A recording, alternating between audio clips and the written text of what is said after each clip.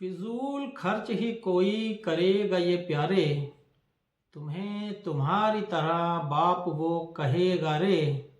महान कवि William Shakespeare अपनी सोनेट 13 में जीवन की अवश्यंभावी क्षणभंगुरता का वर्णन करते हुए इस निष्कर्ष पर पहुंचते हैं कि समय के अनिवार्य विनाश से बचने का एकमात्र तरीका संतान उत्पन्न कर अपनी विरासत को आगे बढ़ाना है। नमस्कार साथियों, मैं शहर नसीराबादी आप सभी का स्वागत करता हूं आपके इस पसंदीदा YouTube चैनल सोनायरी पर। सोनायरी अर्थात सोनेट्स और शायरी।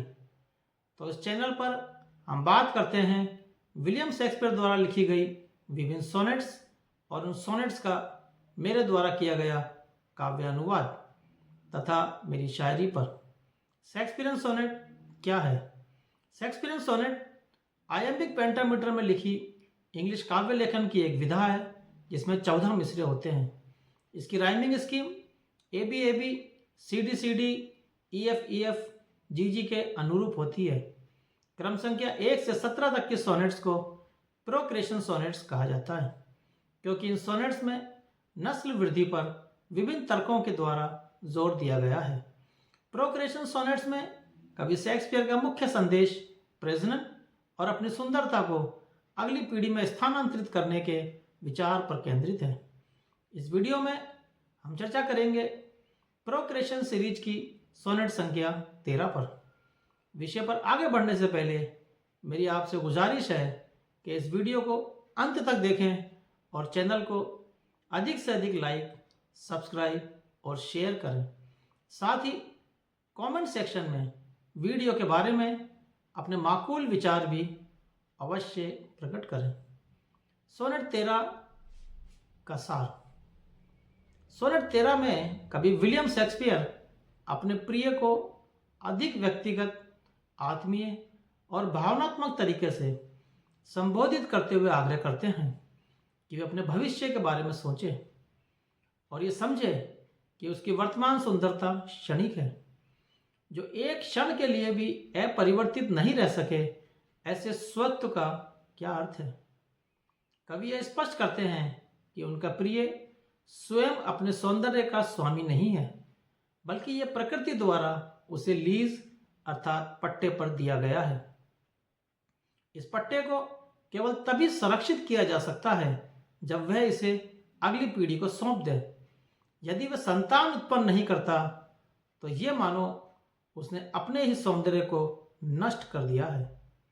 कवि अपने प्रिय को यह भी याद दिलाते हैं कि एक दिन उसकी मृत्यु अवश्य होगी, और अगर उसने अपने सौंदर्य को किसी संतान के रूप में स्थानांतरित नहीं किया तो उसकी पहचान भी समाप्त हो जाएगी। कवि प्रिय को यह चेतावनी देते हैं कि जब तक वह जीवित है तब तक ही उसकी सुंदरता का अस्तित्व है। यदि उसने अपनी विरासत को संजोने का प्रयास नहीं किया तो समय उसे पूरी तरह मिटा देगा।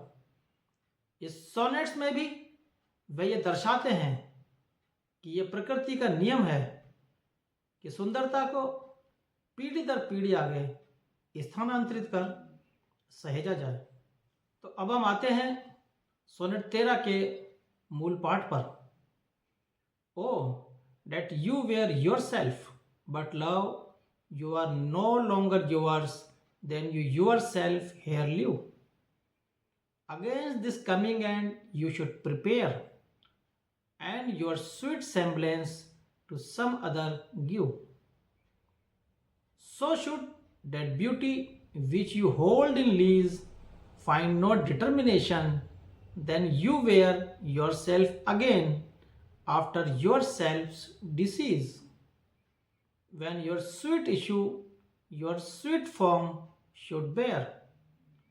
Who lets so fair a house fall to decay, which husbandry in honor might uphold against the stormy gusts of winter's day and barren rays of death's eternal cold.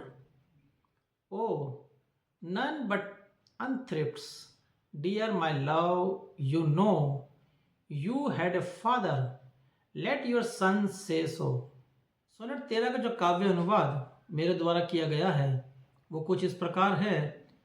वो तुम ही थे, तुम्हें बेशक गुमान हो ऐसा, मगर नहीं हो वो तुम जो कि तुम यहाँ पर हो। खिलाफ अपने ही बढ़ती कज़ा से खुद को बचा, नुकूश और नक्श हंसी अपने और को दे दो।